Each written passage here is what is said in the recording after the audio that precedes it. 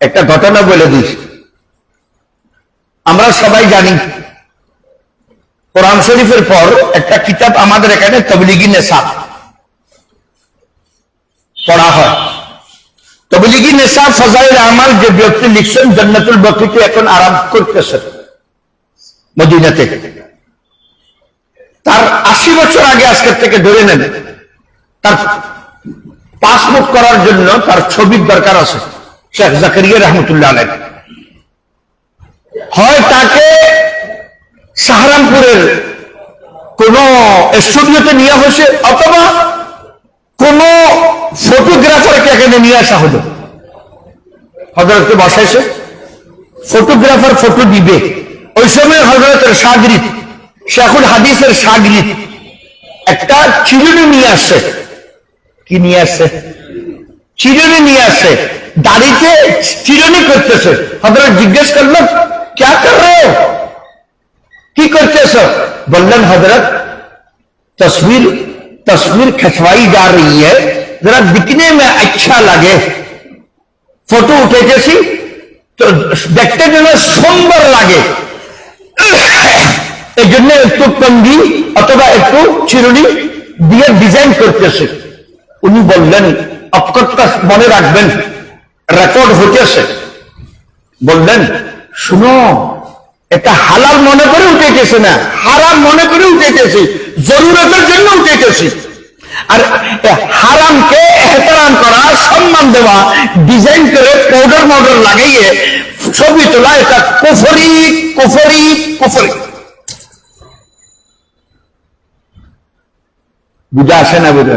মদ খাওয়া হারাম, জুয়া খেলা হারাম, কিন্তু বিসমিল্লাহ পড়ে খাওয়া কুফরি।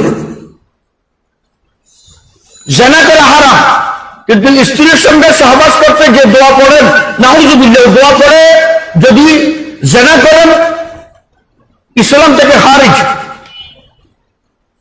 চুরি করা হারাম, সুদ নেওয়া হারাম, ঘুষ নেওয়া হারাম। আমাদের, আমি আওয়ামের কথা বলবো না, আমাদের মোল্লা মৌলভী, দায়ী, মুবাল্লিগ, ওয়াইজিন, বক্তা, 15, 20টা, 30টা, 40, হুজুর গাড়ি থেকে নামতেছে একটা ছবি, গাড়িতে উঠতেছে আরেকটা ছবি, ছবি রাখছে এরকম লোক। আমার এই হযরত শেখ জাকারিয়া রহমতুল্লাহ আলাইহি বলেন, শুনো, আমি ইবারতটা হুবহু আমি নিয়ে আসার চেষ্টা করছিলাম। हाँ,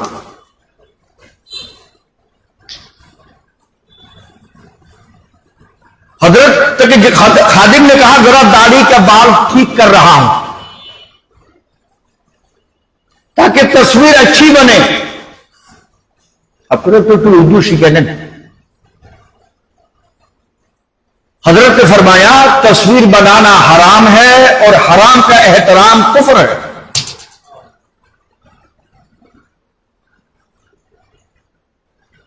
और जो तस्वीर बना रहे हैं ये मजबूरन बना रहे हैं हम, শুধু ওই যে কি বলা হয় ওটাকে, শুধু